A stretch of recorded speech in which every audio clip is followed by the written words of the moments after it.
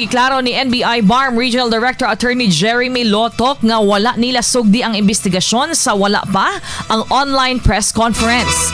Kinang iyang tubag sa dihang gipangutana ni Senator Judge Amy Marcos si Lotoc kung kanusaan nagsugod o gisugdan ang imbestigasyon kabahin sa giingong hulga ngadto kang VP Sara o hulga ni VP Sara Duterte.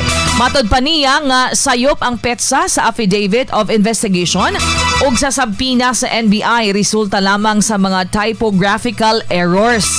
Gidudahan kini sa maong Senator Judge ingon man sa presiding officer nga nangutana kung ngano nga dunay mga typographical errors sa affidavit ug subpoena nga gi-issue sa NBI.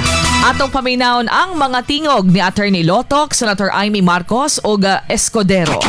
I believe this is a typo kasi magkakasunod ho ito doon sa mga inisyuhan namin na media personalities. Attorney Lotoc, typo na yung affidavit mo? Typo pa yung subpoena? Hindi po. What are you looking at? The subpoena or the affidavit? Dalawa yan eh. What are you looking at, Attorney Lotoc? Subpoena, Your Honor. So the subpoena is dated November 6. Okay.